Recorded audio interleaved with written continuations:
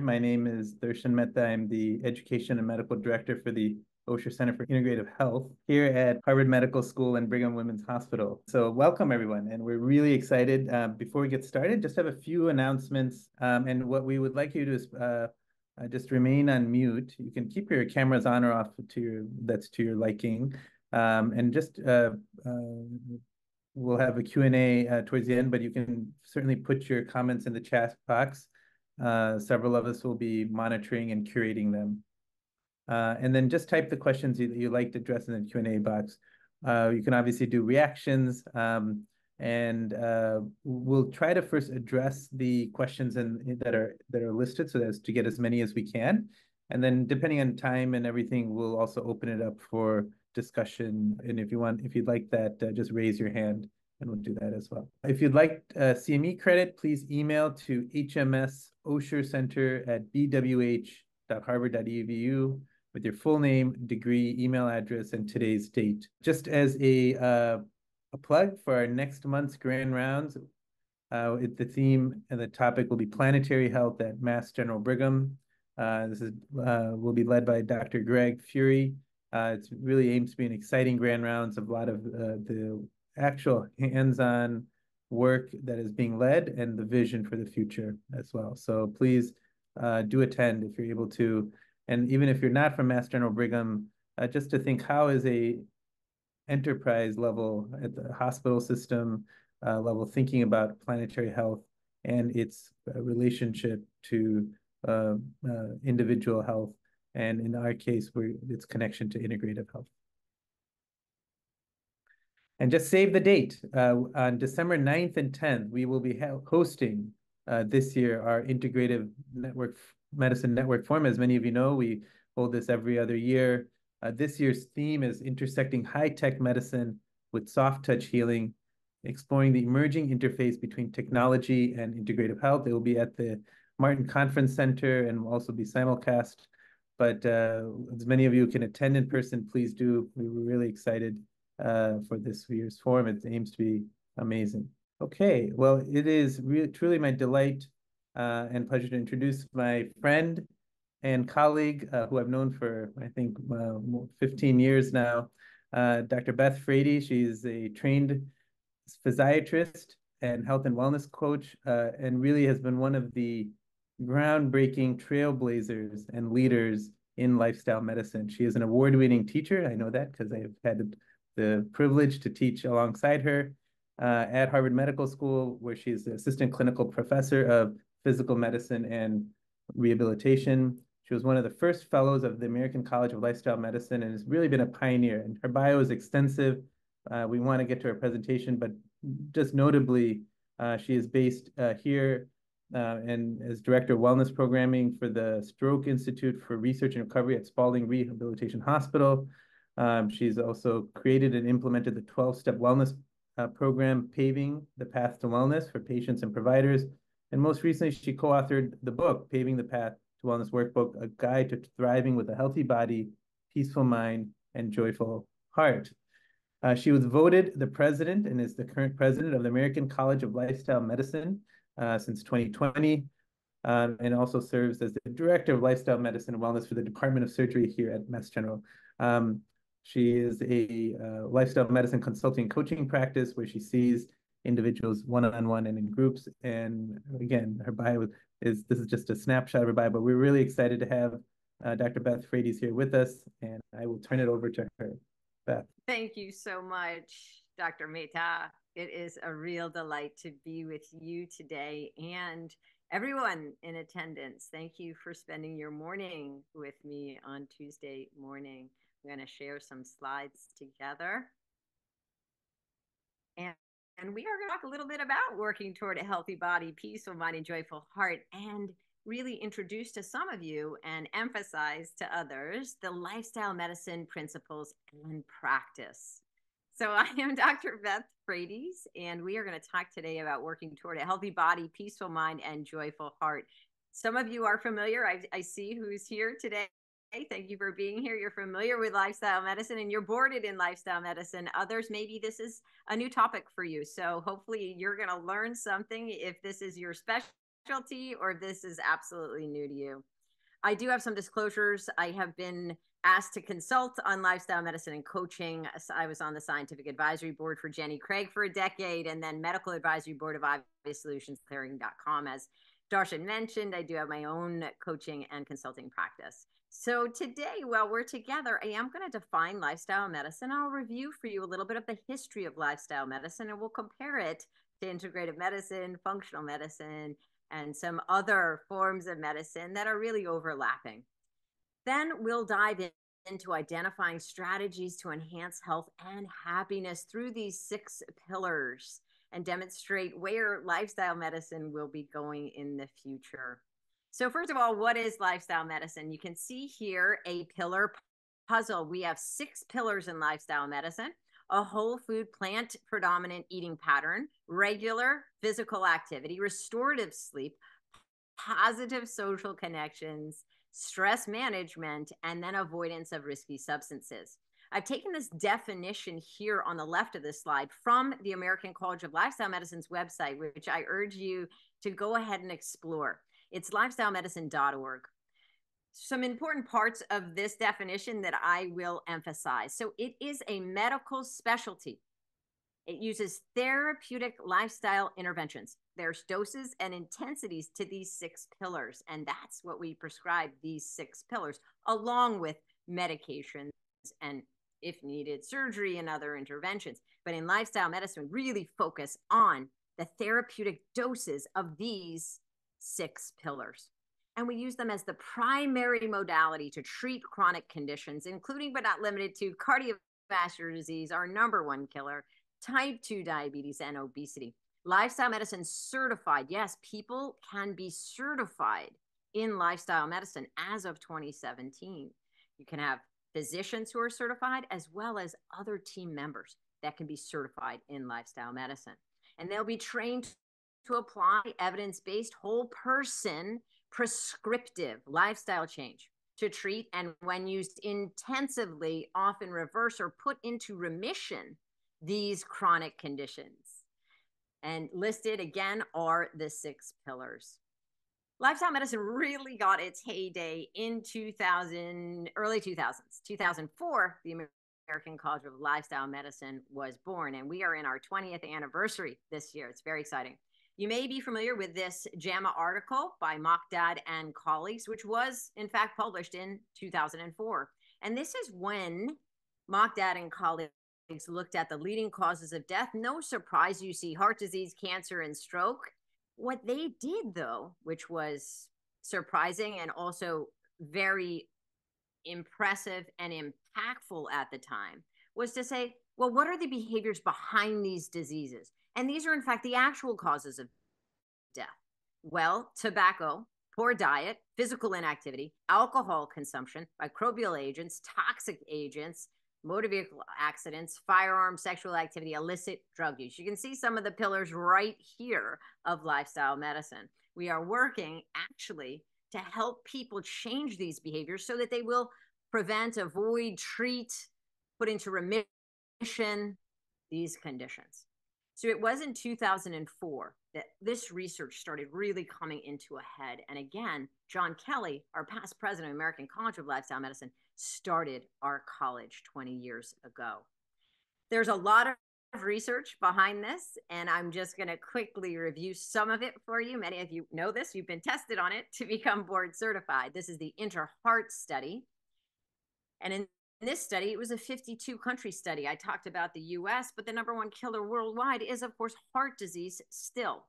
This was in Lancet 2004, really when we really surged up as a specialty. So this is 52 countries, 15,152 cases of myocardial infarction versus 14,820 controls. So they were reporting on the relation of risk factors to heart attack. And what did they look at? Abnormal lipids, abdominal obesity, hypertension, diabetes, smoking, psychological factors, fruit and vegetable intake, moderate alcohol intake, and regular physical activity.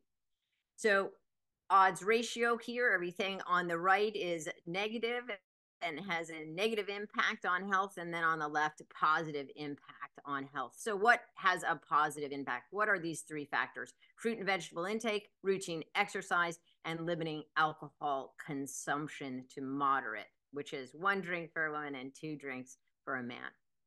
So the conclusions in this inner heart study: approaches to prevent disease prevention can be based on similar principles worldwide and have the potential to prevent most premature cases of myocardial infarction, our #1 killer, cardiac disease. Then another landmark study that I need to review with you really quickly is reduction in the incidence of type 2 diabetes with lifestyle intervention versus metformin. So now we're comparing to a prescription medication, the impact of lifestyle medicine. So this is the Diabetes Prevention Program research from 2002. I remember when I was at Harvard Medical School teaching the lifestyle medicine interest group, and the students were so excited when they found this study and shared it with me during one of our lunch and learns. And it's still a very exciting study and a landmark one for us in lifestyle medicine. It looked at 3,234 non-diabetic patients who had elevated fasting and post-load plasma glucose levels, so pre-diabetes. They were randomly assigned to placebo, metformin, or lifestyle intervention. You're saying, what is a lifestyle intervention? What was this lifestyle intervention? This one in particular, they aimed to lose 7% of their initial body weight on a low-calorie, low-fat diet at that time. Exercise was dosed at 150 minutes of moderate intensity physical activity per week, which is our recommendation to this day. They also had 16 lessons in the curriculum covering diet, exercise, and behavior modification, taught by case managers. It was a flexible type of curriculum. It was individualized. And then there were subsequent monthly and group sessions. We're going to talk about group sessions. Darshan mentioned that I do one-on-one and group sessions, and this is a powerful way to impact behavior change. So as you can see from this diabetes prevention program, we have the years on the x-axis, and on the y-axis, the cumulative incidence of diabetes. So remember, these patients originally were pre-diabetic. So we're comparing placebo, metformin, and lifestyle, and how many of them went on to get diabetes. Well, as you can see, those that were in the lifestyle intervention, which we just reviewed, were the least likely to move on to the full diagnosis of diabetes. Then metformin, no surprise, metformin was helpful in decreasing the incidence of diabetes, and then placebo. But lifestyle medicine, lifestyle intervention was more powerful than metformin. And this comparison to medications has been also achieved and looked at in the past and present for lifestyle medicine, in this case for diet. Here we're looking at diet and cholesterol levels, comparing statins to a diet called the portfolio diet, where they substituted soy foods for meat, dairy, and they also maximized the sticky fibers: oats, barley, eggplant, okra, used plant sterols, and almonds. And as you can see, looking at this x-axis, we have weeks, y-axis percentage change from baseline of LDL cholesterol. Yes, the statin did the best over the 4-week trial. However, look how closely the diet intervention did to the statin. One of our pioneers, in fact, the very first physician to win the Lifetime Achievement Award at the American College of Lifestyle Medicine in 2016 is Dean Ornish. You're likely very familiar with this name. Pioneer researcher in our field, did his internal medicine here at Harvard Medical School at Mass General Hospital. And he did some groundbreaking work with his lifestyle heart trial. And this was from 1998. And what is his trial? What is his lifestyle intervention? Whole foods, plant-based diet, smoking cessation, moderate exercise, stress reduction, and he included yoga and meditation and psychosocial support. So you see many of the pillars right here. I was actually thrilled to meet him in 2016 at the American College of Lifestyle Medicine. Myself, I consider him a mentor and good friend at this point. His research is extensive, starting from in the 1990s. You can examine this research on your own time. If you haven't already seen it, it is very impressive. From 1990 to 1998, 5-year continued atherosclerotic progression and half the rate of cardiac events for those patients that participated in his lifestyle medicine intervention, which we just reviewed. Then, in terms of angina and atherosclerotic risk factors, he did a multi-site cardiac lifestyle intervention, and that was published in the American Journal of Cardiology in 2008 with significant results. By 12 weeks, 74% were angina-free. Again, in 2010, the effectiveness and efficacy of an intensive cardiac rehabilitation program in 24 sites, significant reduction in BMI, systolic blood pressure, diastolic blood pressure, hemoglobin A1C, total cholesterol, LDL, and triglycerides. The research continues, building upon his foundation and many others that have been foundational and pioneers in lifestyle medicine. This particular journal article, I think you will enjoy, from 2018, Journal of American College of Cardiology, talks about the goals that we have in lifestyle medicine to change behavior and utilizing a healthy diet, for example, a DASH diet. And what can that do to blood pressure? Reduce it by 11 millimeters of mercury. How about if you just reduce the intake of sodium? That can reduce it by 5 to 6 millimeters of mercury. And enhancing the intake of potassium. Of course, the DASH diet does both of these. And if you can increase your fruit and vegetable consumption, increase your potassium intake, you can decrease your blood pressure by 4 to 5 millimeters of mercury. These are, of course, this is a major risk factor, the diabetes and the high blood pressure, for our number one killer of coronary artery disease, heart disease. Now, physical activity, aerobic activity, dynamic resistance, isometric resistance, all of them help reduce blood pressure, thus reducing our risk for our number one killer. Then the moderate alcohol intake, again, less than or equal to 2 drinks for a man, or less than or equal to 1 drink for a woman. If someone is drinking excessively and you can reduce that, you can also reduce their blood pressure. Another important article from 2021 in the Journal of Clinical Hypertension, looking at what does 5 millimeters of mercury really do for you? You may have looked at that previous slide and said, but that's not much. But if you have looked at the data and the research, you realize it is, because a reduction of 5 millimeters of mercury systolic blood pressure has been found to be associated with mortality reduction of 14% from stroke, 9% from heart disease, and 7% from all-cause mortality. I like to emphasize this number 8, practicing yoga, transcendental meditation, acupuncture, mindfulness-based stress reduction, at Tai Chi, many of the things we do in lifestyle medicine and integrative medicine combined can really have a huge impact on heart disease and blood pressure. Ongoing research, I'd love for you to dive into it. The Lionheart study is another classic from 1999. The Predimed study, many of you are likely very familiar with this one, looking at the Mediterranean diet and supplementation with extra virgin olive oil or nuts and its ability to reduce heart disease.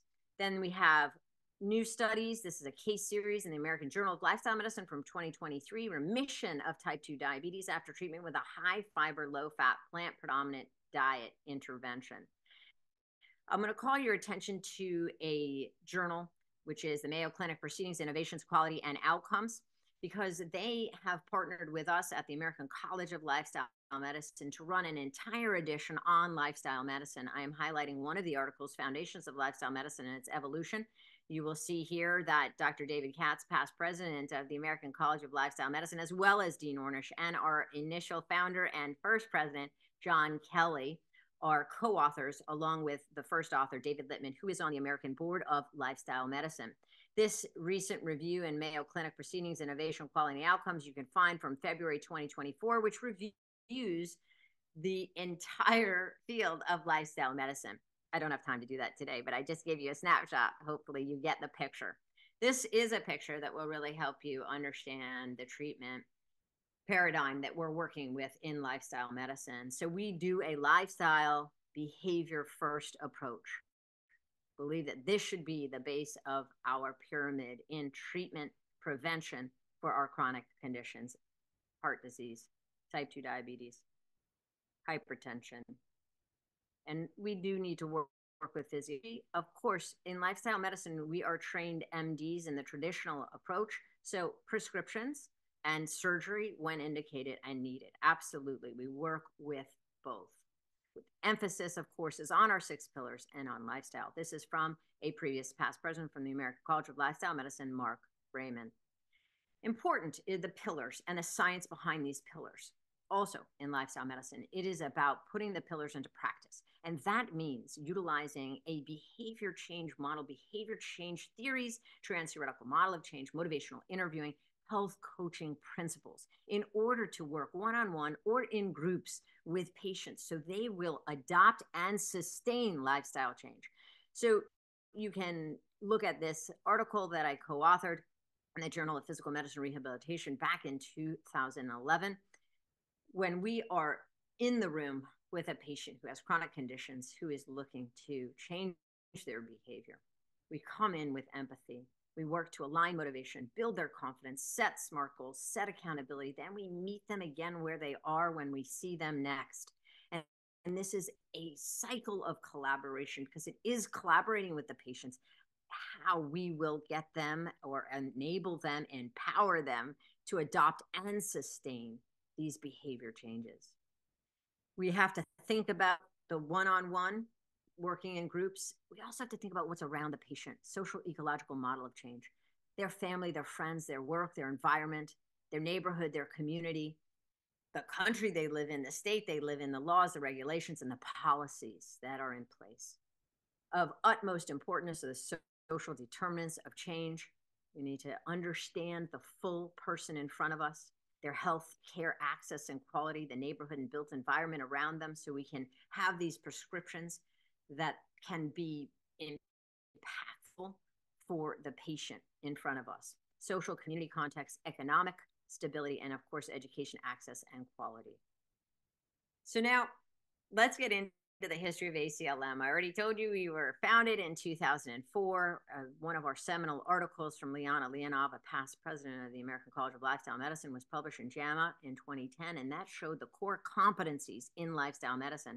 AMA had a resolution in 2012 that said we need to use lifestyle changes first in order to impact our chronic conditions.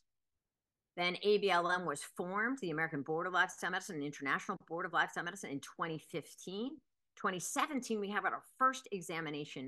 I'm honored and delighted to report that I was one of the 4 item writers for this exam. Quite frankly, it was so fun. It was one of my highlights of my entire career, was working with these other 3 individuals to create a certification examination for this field of lifestyle medicine.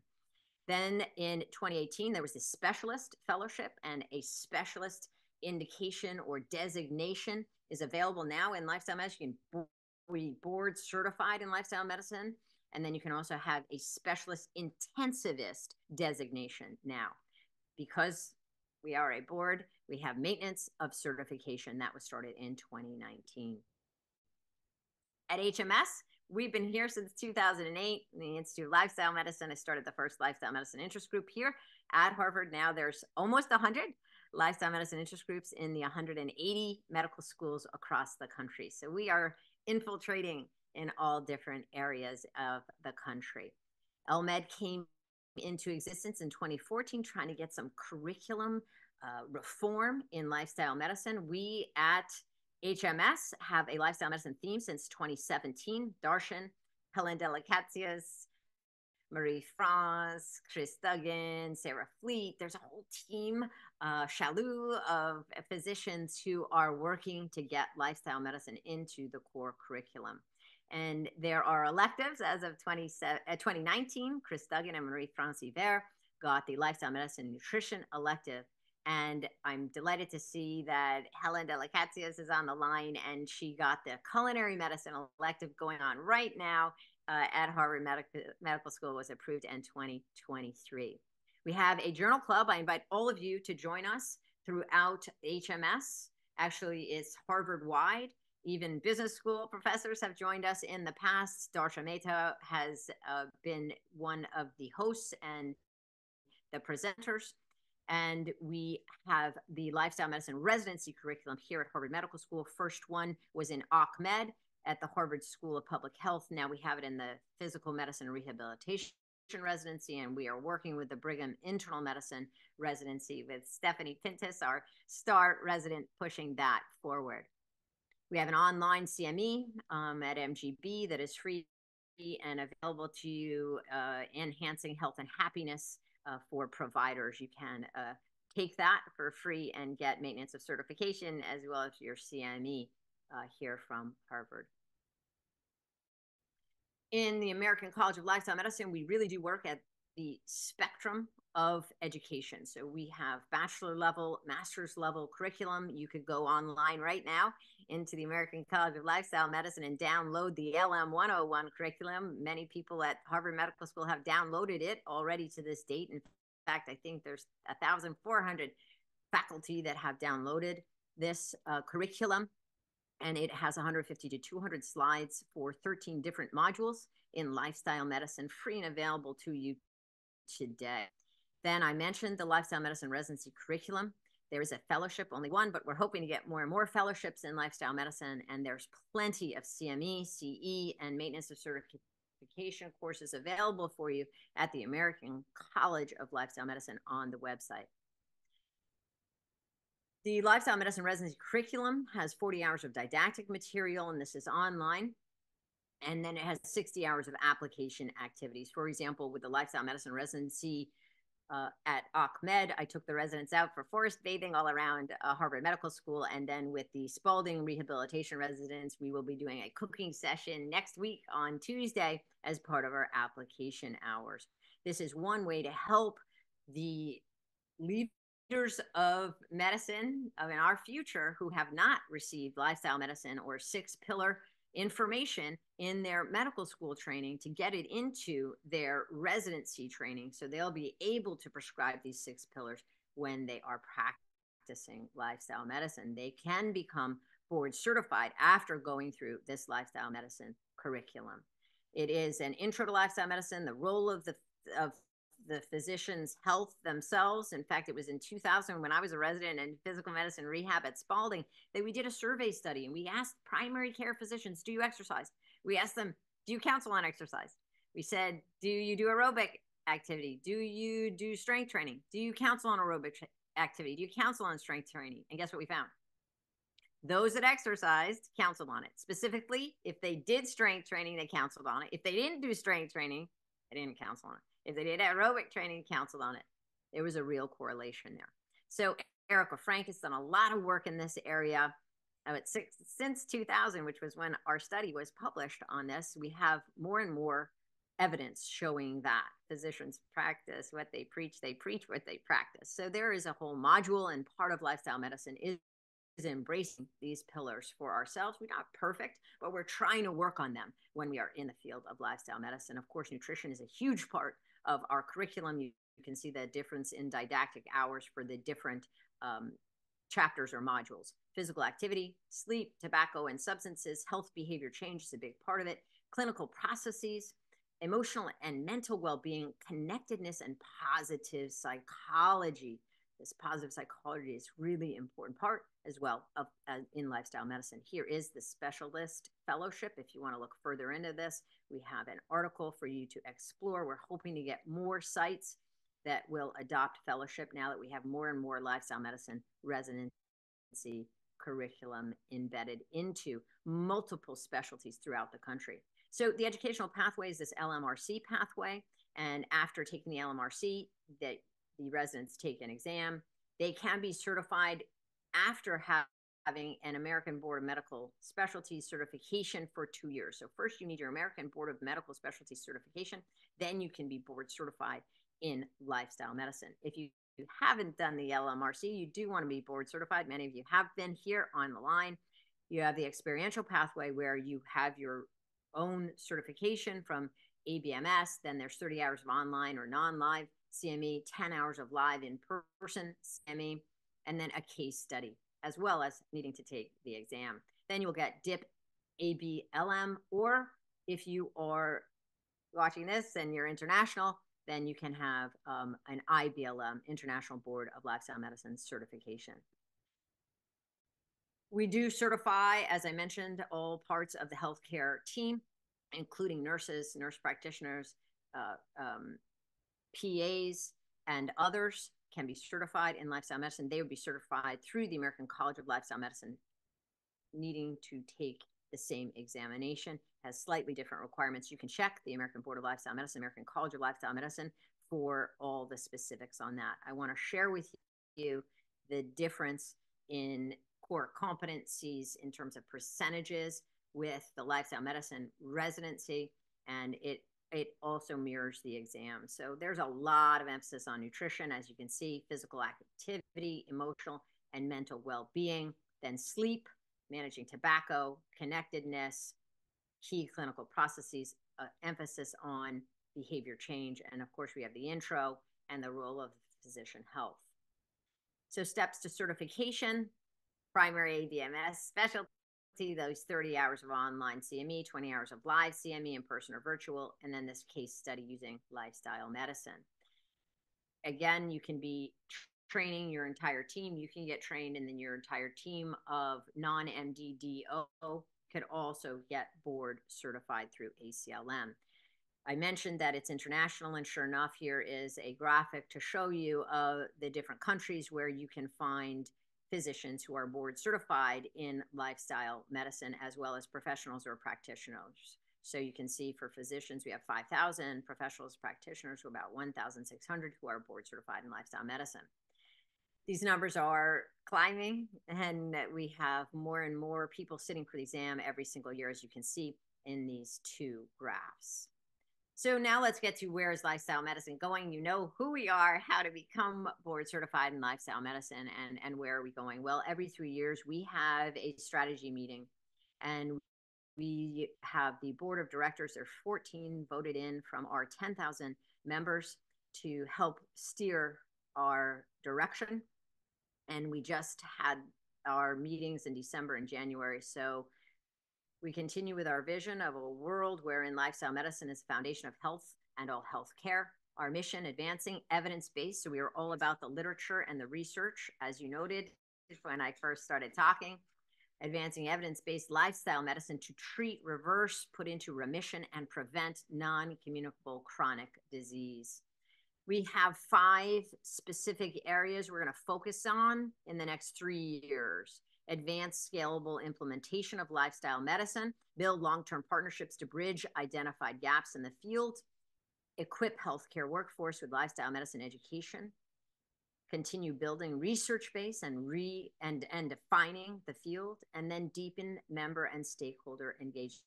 I hope some of you will consider becoming a member of the American College of Lifestyle Medicine and joining us in October for our annual meeting, which will be in Orlando, and a huge celebration for our 20th anniversary. In a lifestyle medicine practice, what can you expect? Well, first of all, you can see lifestyle medicine certified physicians in all specialties, including surgery, emergency medicine, of course, primary care, family medicine, pediatrics, cardiology, endocrinology. You're going to see a lot of lifestyle medicine physicians in these specialties, physical medicine and rehab as well. There's a multidisciplinary team: the nurse, as I mentioned, dietitian, fitness professional, health coach or behavior change specialist, social worker. It is a large team to help support patients to adopt and sustain these behavior changes. Coaching and motivational interviewing are key. It is the secret sauce to lifestyle medicine. You have the 6 pillars, but to put them into practice, you need to use these coaching and motivational interviewing techniques. You have lifestyle medicine practices in the VA, private practice, and even concierge medicine. There's direct primary care with lifestyle medicine. What elements will be there? Well, you're going to assess, a lifestyle medicine physician is going to assess and address all 6 pillars. There'll be prescriptions, dose-dependent prescriptions, and intensity for these different 6 pillars, depending on the patient, where they are in their stage of change, and also where they are in their disease process, factoring in their social determinants of health as well. You will see deprescribing of medicines, because when people adopt a healthy diet and exercise, they're going to need to come down on that blood pressure medicine likely, and their diabetes medicine likely. You'll see this in one-on-one and in groups. See culinary medicine in groups. I know Helen Delicatsias runs these. We wrote a chapter together on this in an upcoming nutrition textbook. Meditation, education, and of course the Ornish Intensive Cardiac Rehab, which is reimbursed. And lifestyle medicine and cardiology is big. As you know, CMS reimbursement is predominant in cardiology with our cardiac rehab sessions. Intensive cardiac rehab, is 72 hours. Physical activity and lifestyle education. Benson Henry and Ornish and Pritikin are the 3 approved CMS reimbursement programs. This is just an example of a colleague who is a cardiologist in lifestyle medicine, and he's in Chester, Virginia, and he is delighted to share all of the prescriptions that he has been able to get rid of and de-prescribe for his patients by putting in the prescription for the 6 pillars. So we'll talk a little bit now about where lifestyle medicine fits in with some other medical areas like preventive medicine, integrative medicine, mind-body medicine, functional medicine.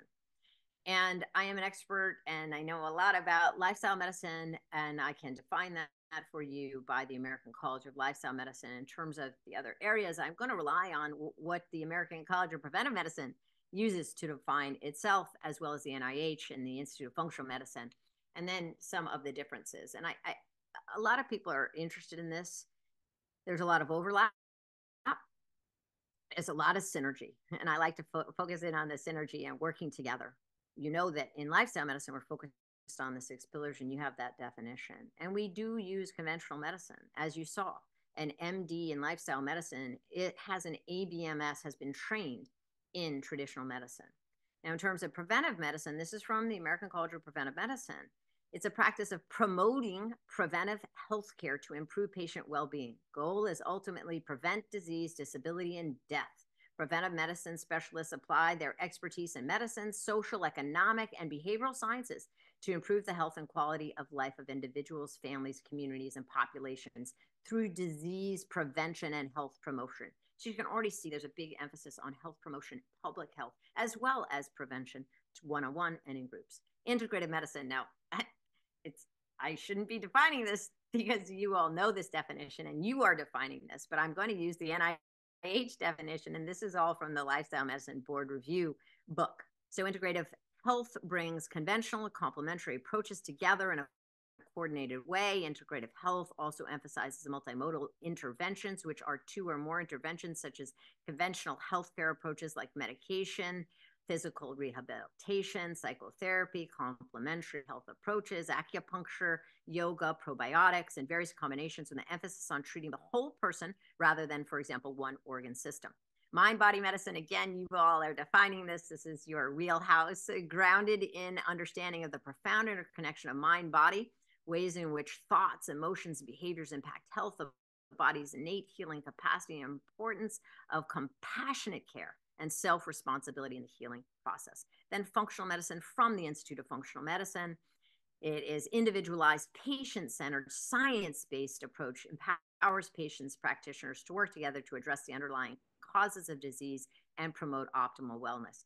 Requires a detailed understanding of each patient's genetic, biochemical, and lifestyle factors, leverages data to direct personalized treatment plans that lead to improved patient outcomes. So if you're familiar with functional medicine, which I am, I've trained and done work in all these different areas myself, then you know that there's allergy testing, stool testing, and then supplement prescription for any kind of deficiencies that are noted with functional medicine. Then we know complementary and alternative medicine by the NIH, healthcare approaches that are not typically part of conventional medical care, may have origins outside of usual Western practice.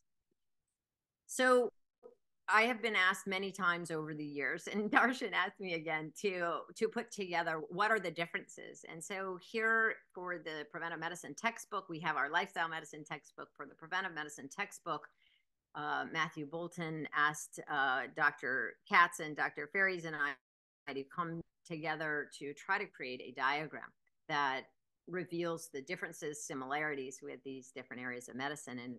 And we did call upon experts like Darshan and others in functional medicine, integrative medicine, mind-body medicine, to help us try to create some type of diagram.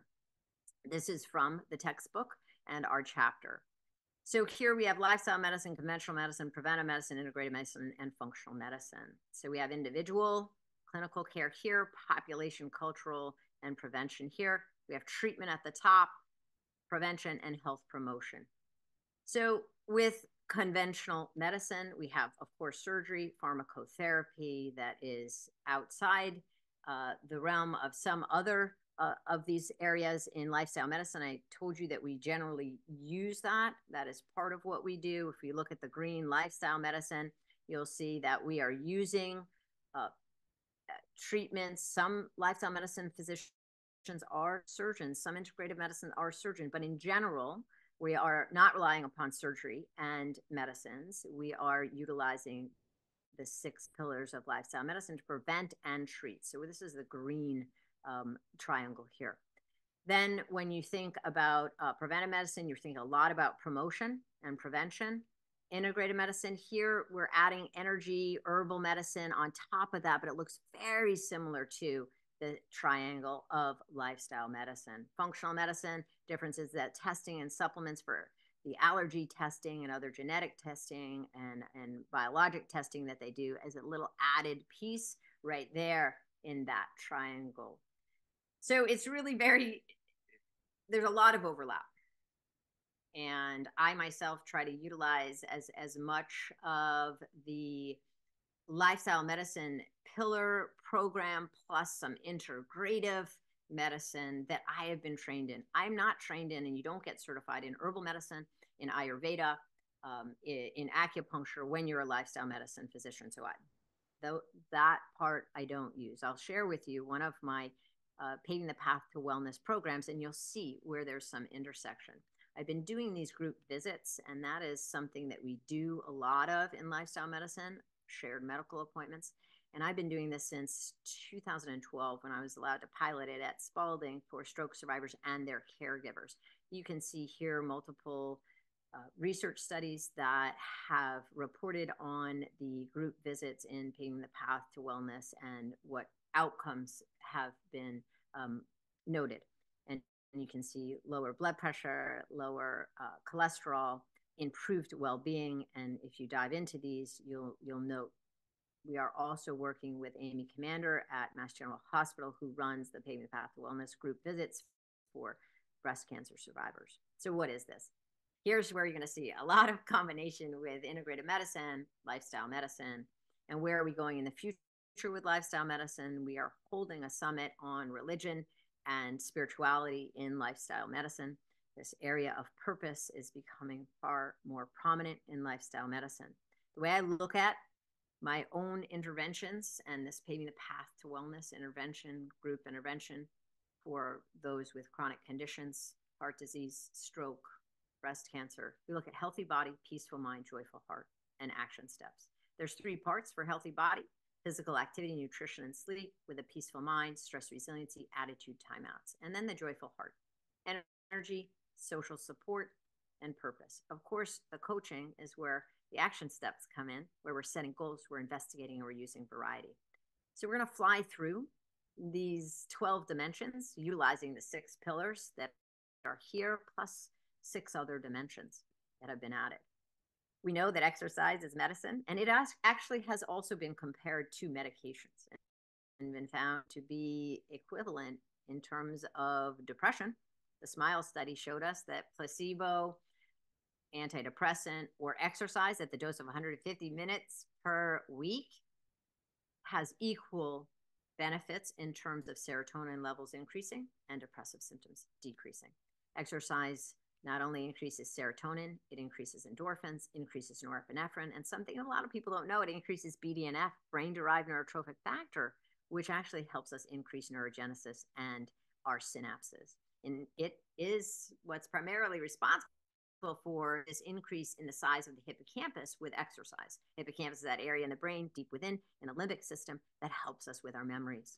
A lot of reasons why we want to get up and try to get to the dose of 150 minutes of moderate intensity physical activity each week. The next dimension we talk about in the pillars and with paving is attitude. The greatest discovery of my generation is that human beings can alter their lives by altering their attitudes. William James. We know this to be true. And what attitudes do we try to cultivate? Positivity, growth mindset, and gratitude. I've been in Darshan Mehta's amazing programs, and when we worked together with the surgeons, there was a big emphasis on gratitude. And through that intervention that Darshan provided to the surgeons, they started their meetings. Some of them began their divisional meetings by saying, what are you grateful for today? It is such a powerful attitude. positivity, Barbara Fredrickson's work and her different um, elements of positivity and forms of positivity: joy, serenity, hope, amusement, awe, gratitude, interest, sense of pride, inspiration, and love. Hopefully, you're all going to have an opportunity to experience more than one of these today and increase your sense of well-being and happiness. Carol Dweck's work is paramount, especially when we're talking about counseling patients, helping them see and view any mishap as an opportunity to learn and grow. Her theories of intelligence, Dweck, have been really landmark and life-changing for me personally and for many in the field, because many of us are perfectionistic, many people, patients, providers, and we see a mistake or a mishap and then, oh no, it's a failure. That's just a failure. Instead, it's, well, what do I learn? How do I grow? How do I improve? How do I prevent this from happening again? And that's the beauty of the growth mindset that we try so hard to embrace. We know for physicians, it's actually very helpful, especially in this period of burnout and struggle that many people are going through in medicine. There's data from Stanford. Physicians are immersed in a culture that perpetually defers self-care, responds to errors with shame and blame. We need to get rid of that. Higher percentage of physicians condemn themselves when they make an error compared to people in other fields. 52% of MDs put off self-care, and only 15% of people in other fields do so. So this is a very important part of this topic, this presentation today, for all of us to think about how to embrace a growth mindset. I like to bring us back to Marty Seligman's work on gratitude, thinking about 3 good things in life, writing down 3 things that went well each day, or having a gratitude visit, writing and hand delivering a letter of gratitude. And then you at your best, writing about a time when you were at your best and consider your strengths. And then using these signature strengths in a new way. These are the interventions that Marty Seligman used in his research. And the results showed that using a signature strength in a new way, 3 good things, these 2 interventions increased happiness and decreased depressive symptoms for 6 months. This is something we can all do today, think about today, that can enhance our own happiness as well as the happiness of our patients. And there's more data on gratitude and Marty Seligman with writing and personally delivering that letter of gratitude to someone.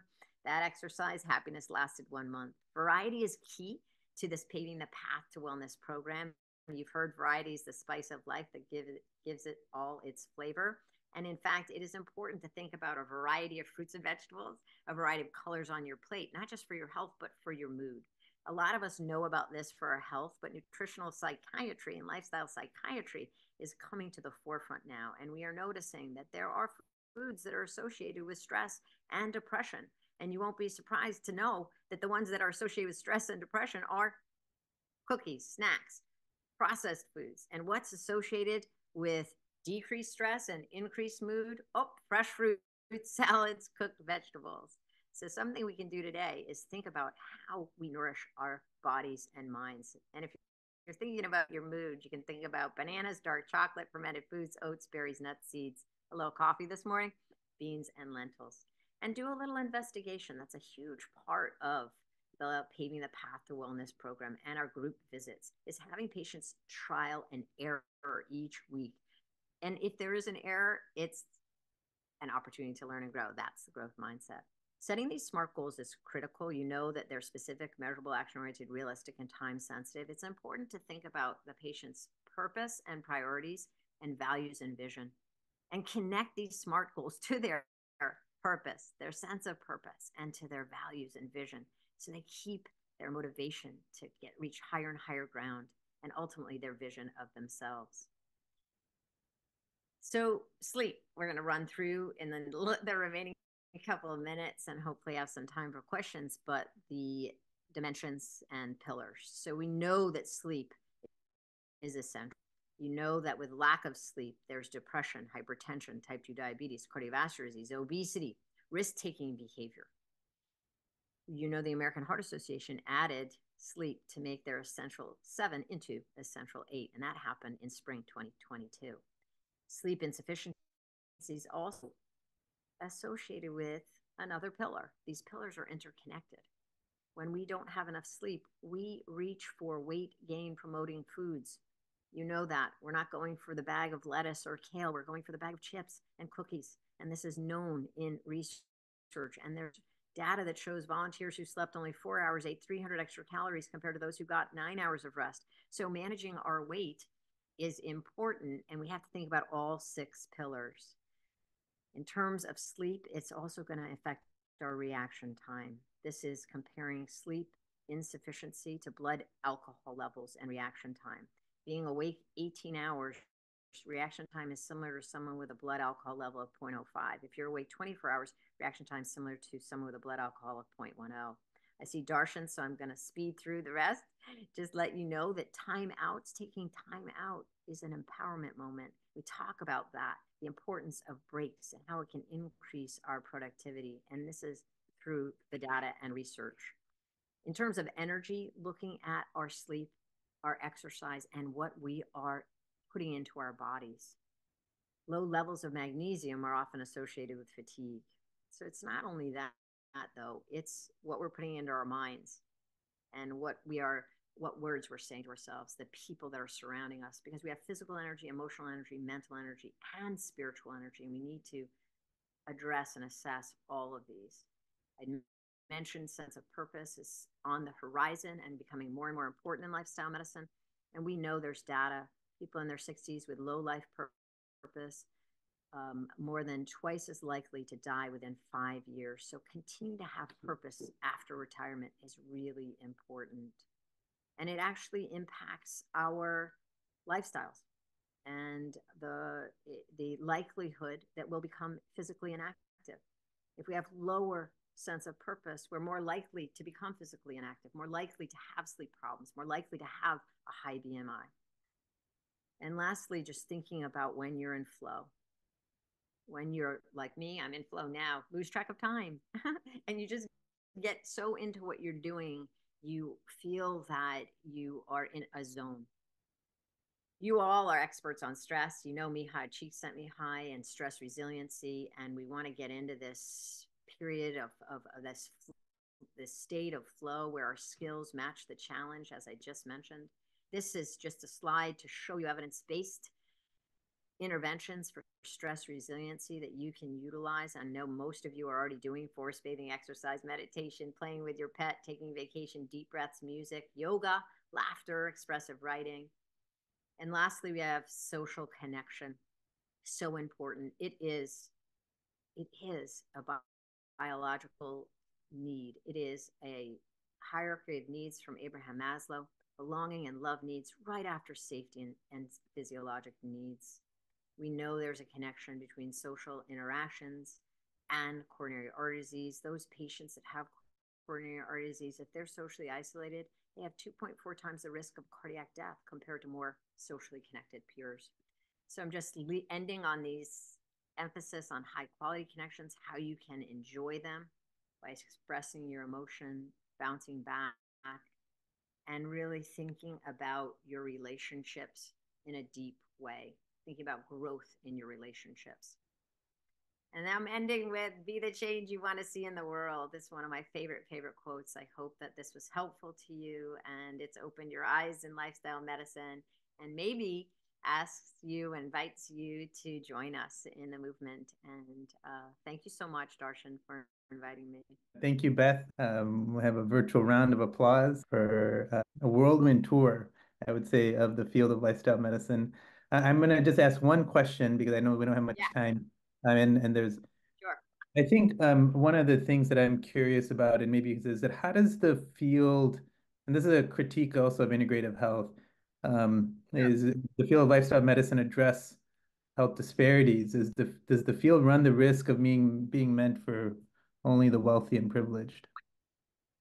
Yeah, that's a great question. So we have the HEAL initiative and have had it for a couple of years now at the American College of Lifestyle Medicine. I mentioned the social determinants of health, and I mentioned, you counsel 101, but you have to know the environment around the individual. So it's actually paramount, and it is synonymous with lifestyle medicine because with lifestyle medicine, we are here in Boston, so I have had clients that live in East Boston or in Dorchester. So I'm not saying to them, go outside and take a walk at 9 at night.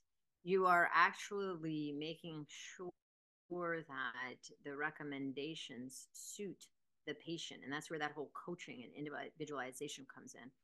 Is this accessible to all? Well, when you talk about physical activity, walking, now again, you need to be safe, but there's exercises you can do in your own home.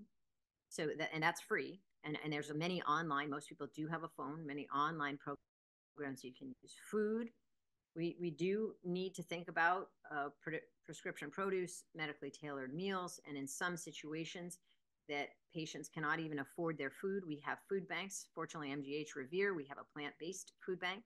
So helping patients get the high quality foods that they need, if that is through prescription produce, medically tailored meals, or a food bank. We know that we're looking for half the plate to be fruits and vegetables, a quarter whole grain, a quarter healthy proteins, plant seeds, nuts, legumes. Stress resiliency, our breath is at our fingertips, at our nose, at our nostrils. And then when we talk about sleep, working with the individual to create an environment in their home, so whoever they are in their home, that is as close to a cave as possible. Mm-hmm. And then if you think about all the pillars, the ones that cost, or it's really nutrition, right? That's where we're going to have the impact of finance. But as I say, we in lifestyle medicine, in integrated medicine, we need to be aware of the food banks that have the healthy food. We need to be aware of medically tailored meals and prescription produce, and ways that we can help people so that they can enjoy these 6 pillars of lifestyle medicine. And then just is it, when you think about all these fields, you mentioned lifestyle medicine, integrative health and medicine, preventive medicine, functional medicine. How do you envision creating these fields coming together to create a stronger presence? Yeah, I think we need to. As I say, I actually have done my own training in each of these areas, and I believe that they are synergistic. And I think having ground rounds like this and coming together as communities will make us all stronger. I'm all for synergy. Well, thank you. Well, on behalf of our 200 participants here, thank you, Beth, for just again a wonderful presentation. To all those, many have asked where's this presentation be? It'll be on the Osher Center website. I'm just going to quickly share. Those of you who are interested in getting grand rounds credit, please email us. Our next one will be on Tuesday, April 2nd on planetary health. So Dr. Greg Fury, and again, to just highlight December 9th and 10th, our Integrative Medicine Network Forum. Stay tuned, details coming very shortly. So with that, thank you everyone for being here. Thank you for wonderful grand rounds. We look forward to seeing you next month, and until next time. Thank you, Beth. Be well, everyone.